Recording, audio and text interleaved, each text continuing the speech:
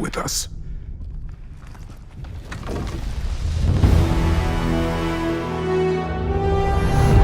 Well, this looks pretty badass.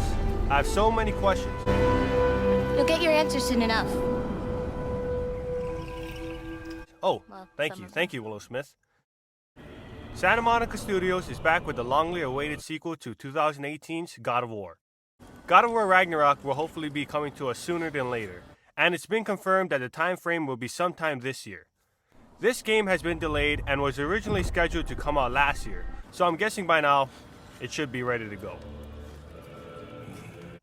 A lot more information has been dropped and confirmed by Sony and Santa Monica Studios on their websites and in the trailer, which gives us our first look at gameplay and the overall story.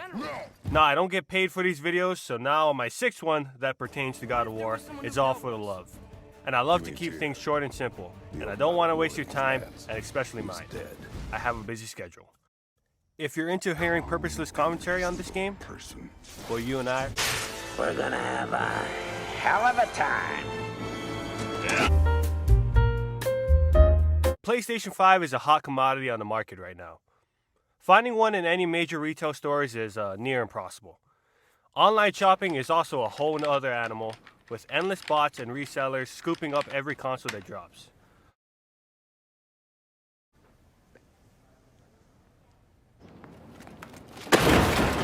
Forget the vaccines being the best defense against COVID. The PS5 will protect you because once you get it, you'll never leave home because you'll be too busy posting that you have a PS5. Yeah, that's great. Don't make me look ugly. That's impossible. Now, since the elite and the top 1% are the only ones that can afford it, the remaining 99% of us have to endure the agony of still playing on PS4, and also being poor. According to the subtext at the beginning of the trailer, the gameplay is shown from a PS5. But if we're being honest here, which I always try to be, the graphics and animation, which have always been completely top-notch, it looks like a PS4 GPU could handle it. As of now, unless I go back to my life of crime, I'm going to have to stick with my PS4.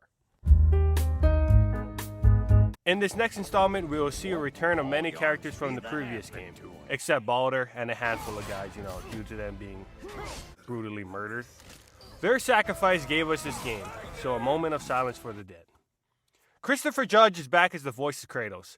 I'm glad to hear that Christopher Judge is doing much better now. He wasn't doing too good for a bit, but looks like he got the job done, and I can't wait to get addicted to saying boy again. Speaking of boy, Atreus/Loki is shown to be a lot older, and Sonny, I'm not even going to attempt his last name or any of the words with less than 2 vowels in this game, is back as the voice. On my first watch, I thought they hired a new guy for the role till I looked on their site. So Sonny Boy isn't a small boy anymore. He's now 16 years old, and I'm reminded how fast time goes by. Mimir, the Blacksmith brothers, and Freya are back, and she don't look too happy to see Kratos right now. Another person who doesn't look at all happy to see Kratos is Thor, the God of Thunder.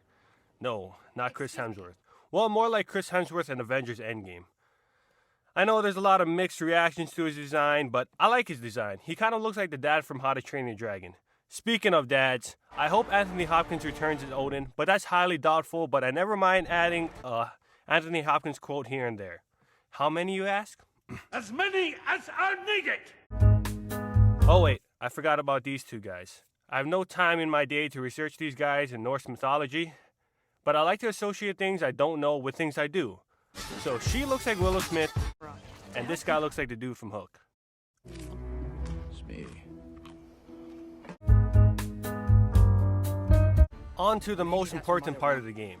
The reason why you play the game. You play to win the game. Oh, okay, thanks, Coach. Thank you. The story takes place a couple years after the first one, and though Kratos tried his best to be a calm and reasonable person, his and his boys' actions have created a domino effect which has led to Ragnarok. Don't know what Ragnarok is? Read some books. Or go watch War RagnarRocks, which is way better. And easier. Ragnarok is upon us, which usually means a lot of people are going to die, so this is pretty good standard God of War stuff. Atreus at the end of God of War finds out his true name, so he wants answers, and Kratos wants to get him out of the cycle of violence and to ensure his son doesn't go down the same road he has. Since the franchise took a turn and went away from violence and added more dimension and depth into the storytelling, it added more layers, like an onion. Now that it's been confirmed that this will be the last game in the Norse mythology, they didn't say if it's the last game ever, but either way, a lot of loose ends have to be tied up and questions have to be answered. I respect Cory Barlog and Santa Monica for not trying to stretch the narrative any longer than it should be, and they could have easily done a trilogy or more, so I respect their love for the art and not the money. The story can go in any direction the director puts his or her mind to it, just as long as it's good. And speaking of directors,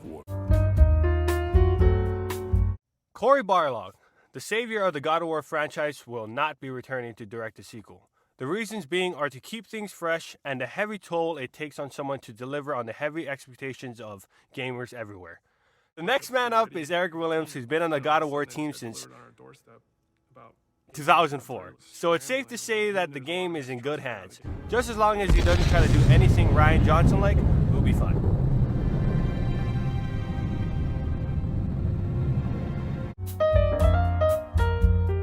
The music in God of War is very powerful and takes the game to another level. And the same music director is returning, and I trust anyone named Bear.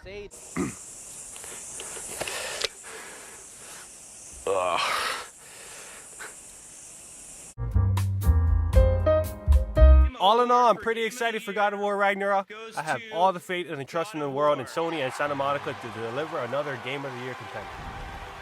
After watching the documentary on the making of the last God of War, I have a newfound appreciation for these video game makers. I mean, to have all that pressure to reboot the franchise and then exceed everyone's expectations, that's pretty badass. God of War was a breath of fresh air for me, and it was more than just a game. It was an experience. Well, there it is, a short and sweet video on what I think so far about God of War Ragnarok. Until I acquire a PlayStation 5 console, I need to dust off the old reliable PS4, and as of now, everything looks great. Here's video evidence on the difference between Anthony Hopkins and Kratos when it comes to silencing a Loki. Watch your tone, boy. Whatever.